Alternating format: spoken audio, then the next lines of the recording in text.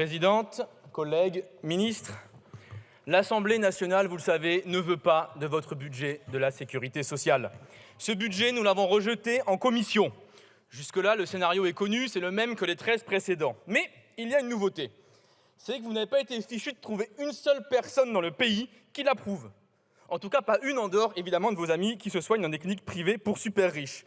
Pas une organisation qui estime ce budget potable. Il est refusé par la totalité des syndicats et organisations interprofessionnelles.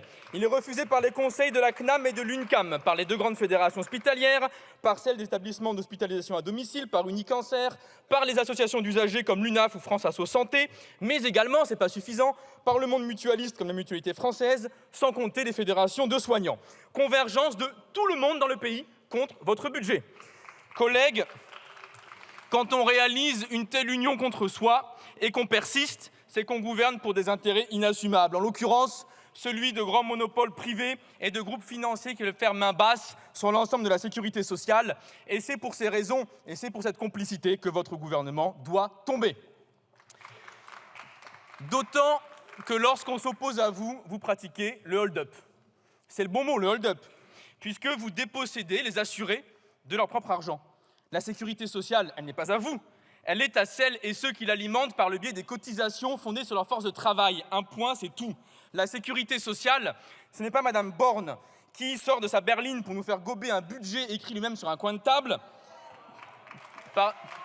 J'entends les protestations, je dis Madame Borne, évidemment, c'est une formule de style pour inclure tous les ministres. Qui sort de sa berline pour nous faire gober un budget écrit sur un coin de table, puis vient tordre le bras à l'Assemblée nationale pour obtenir son adoption. Non, la sécurité sociale, ce sont les travailleuses et travailleurs qui se réunissent et qui définissent collectivement les besoins à couvrir. Puis, fort de cette définition collective, décident quelle part des richesses communes, c'est-à-dire de leur salaire, ils allouent à la prévention des risques de la vie. Ces risques de la vie qui peuvent arriver à toutes et à tous, à savoir la protection des malades, des petits, des familles ou encore des retraités. Et dès lors que ce sont les salariés associés qui organisent leur protection collective, eh bien, on a la plus belle assurance qui existe contre les réformes que vous nous promettez. Je pense évidemment à la réforme des retraites qui a volé 2 ans de vie à toutes et à tous. Puisque vous trahissez ce principe fondamental de la République sociale, qu'est la sécurité sociale et son autonomie, vous devez partir, vous et votre gouvernement. Alors, si personne ne vous fait confiance, si la méthode ne suscite aucun enthousiasme, c'est évidemment parce que vous refusez de sortir le chèque de 10 milliards d'euros qui serait nécessaire pour couvrir l'ensemble des besoins et des risques sociaux. Ce chèque de 10 milliards d'euros, si vous le voulez, le voici. Il n'y a plus qu'à signer, évidemment, j'ai laissé en blanc la signature pour Madame la Première ministre. S'il fallait financer une multinationale polluante, s'il fallait consentir encore des cadeaux fiscaux aux grandes entreprises, évidemment, vous l'auriez sorti. Mais dès qu'il s'agit de permettre aux gens de bien vivre, eh bien, vous coupez les budgets. En témoigne une série de dispositions de ce texte dont chacune individuellement justifierait que le gouvernement tombe. Les arrêts maladie sont désormais limités à 3 jours lorsqu'ils sont prescrits en téléconsultation. Dit autrement, habitantes ou habitants d'un désert médical sans médecin traitant seront dénués d'arrêt, de droit à l'arrêt maladie. Idée brillante puisqu'ils se rendront donc au travail contaminer leurs collègues, lesquels eux-mêmes ne pourront pas poser d'arrêt, et ainsi de suite. Quant à celui ou celle qui passerait entre les gouttes et arriverait à accéder à un médecin sans doute de plus de 70 ans, à 21h30, qui le reçoit au mépris de sa vie de famille. Eh bien, il sera ensuite contrôlé par un autre médecin qu'aura choisi son patron. Désormais, seuls les médecins alignés sur le MEDEF contrôleront les arrêts maladie posés. Alors, si la situation est très grave et que le patient ou la patiente ne peut bouger, eh bien, il pourra appeler un taxi conventionné pour être emmené vers un centre de soins. Et si votre texte passe, on leur répondra que non, le transport sanitaire sera partagé avec d'autres, histoire de se contaminer entre patients, bien évidemment, et de rendre public l'état de santé des malades à tout leur voisinage. Une fois arrivé dans cet hôpital, le patient sera pris en charge par un institut, une organisation dans laquelle il manque 3,5 milliards d'euros, d'après la Fédération hospitalière de France, dont l'ancien président siège avec vous. Donc, c'est vous dire le crédit des chiffres. Il manque donc 100 millions d'euros par CHU. Rien d'étonnant, depuis 2021, l'inflation a augmenté de 13%, tandis que les dotations aux établissements de santé ne progressaient que de 11%. Ces 2 points d'écart, qui représentent 2 milliards d'euros, eh bien, ils sont cherchés par les soignantes, les soignants, l'administration, en se serrant la ceinture. Dès lors, en par voie de conséquence, le patient arrive dans un hôpital aux soignants mal payés, en heures sup gratuites, sans lit, avec des fenêtres cassées, des machines en panne et une pénurie de médicaments pour être guéri. Pénurie de médicaments, pas de souci, Dans votre monde, il suffit de ne plus prescrire de cortisone et d'amoxicilline pour que le problème disparaisse, à savoir la santé des personnes. Bref, vous soumettez un budget de clochardisation de la santé publique et pour avoir osé le présenter, c'est une raison indépendante de tout le reste de demander votre départ. Les seules mesures dans tout cela qui présentent un quelconque intérêt sont copier-coller des oppositions, notamment les amendements de la France insoumise. C'est l'hommage du vice à la vertu, on sait l'apprécier, puisque en 2022, on proposait la gratuité des protections périodiques ou la vaccination HPV, jugées à l'époque irrecevables, et les voici dans votre texte, articles 17 et 19. Vous savez, trouver des bonnes idées chez les autres, c'est déjà ça, à défaut d'en avoir vous-même, mais ce qui bloque, c'est toujours la même chose, le refus de sortir les 10 milliards d'euros. Pourtant, de l'argent, il y en a. Vous injectez presque le double dans votre caisse d'amortissement de la dette sociale. Récapitulons.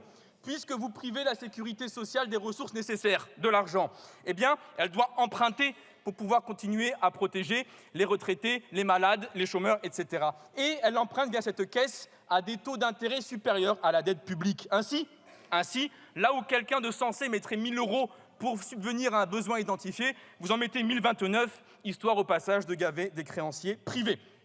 En conséquence, on arrive à la situation où l'on constate qu'il y a des enfants intubés dans des couloirs d'hôpitaux et que cette situation est due exclusivement au fait que vous ne voulez pas faire cracher le moindre centime d'euro à Bernard Arnault. Elle est due au fait que vous augmentez de 300 millions d'euros la clause de sauvegarde, c'est-à-dire la marge que les établissements de production pharmaceutique ont le droit d'empocher lorsqu'ils mettent sur le marché des médicaments remboursables. Vous ne trouvez rien non plus à redire au salaire exorbitant de certains PDG. Je pense à Paul Hudson à Sanofi qui a empoché 9 millions d'euros, l'équivalent du salaire annuel de 400 opérateurs qui, eux, pourraient se rendre utiles au plus grand nombre en produisant des médicaments.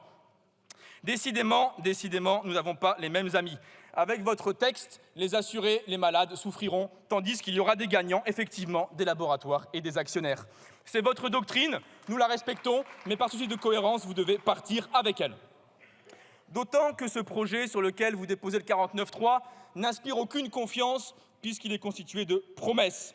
Il est en l'état déjà affreux, mais sera peut-être pire. C'est ça que nous apprenons ces derniers jours. Vous avez abandonné durant les débats la taxe de 50 centimes sur les boîtes de médicaments, le plafonnement de l'indemnisation des accidents du travail ou le détournement en douce des fonds de la GIRC-ARCO. Allez-vous utiliser le 49.3 pour les réintroduire malgré tout le monde dans ce texte? Vous ne répondez pas depuis une semaine. C'est donc une question d'honnêteté ou d'hypocrisie. Les hypocrites doivent partir, c'est vous. Car même lorsque vous promettez quelque chose par biais de 49.3, vous arrivez à trahir vos propres engagements. C'est tout de même assez extraordinaire. Le précédent budget de la sécurité sociale prévoyait des rapports sur le déficit des EHPAD, sur les exclus du Ségur, sur la prestation de compensation handicap. Rien, vous n'avez rien rendu pour empêcher la représentation nationale d'avancer sur ces sujets et, bien évidemment, protéger les quelques officines privées qui en font leur beurre. Ou bien alors, lorsque vous inventez un dispositif, vous organisez son propre dépérissement. Regardez l'entretien postnatal précoce, par exemple, instauré par votre budget 2022. Alors que le suicide est la seconde cause de mortalité chez les jeunes mères, alors que la dépression postpartum cause des souffrances à des millions de personnes depuis une décennie, eh bien, vous parvenez à inventer un entretien de prévention obligatoire qui leur est facturé.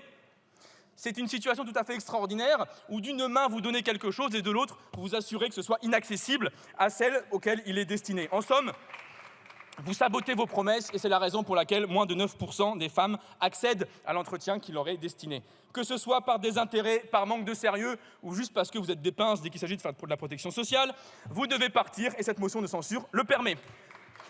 Collègues de droite, nous savons, collègues presque au singulier de droite, nous savons que l'actualité vous amène à vous poser la question d'une motion de censure. Eh bien, vous pouvez le faire aujourd'hui en protégeant vos électeurs plutôt qu'en tapant sur la tête des étrangers. Choisissez, c'est l'occasion. Alors, il ne reste à ce stade au gouvernement plus qu'un argument, l'absence d'alternative. Rassurez-vous, je tiens à la main et à votre disposition le contre-budget PLFSS de la France insoumise, celui qui donne écho et donne suite à toutes les revendications du pays vis-à-vis de sa sécurité sociale. Bref, concluons. La semaine dernière, un ministre citait le poète Aragon. À mon tour de lui répondre. Comme le dit le poète, nous étions faits pour être libres, nous étions faits pour être heureux. Et si ce n'est pas nous la faute, montrez-moi les meneurs de jeu. Les meneurs de jeu, c'est vous. Nous vous demandons de partir. C'est l'occasion par la motion de censure. Je vous remercie.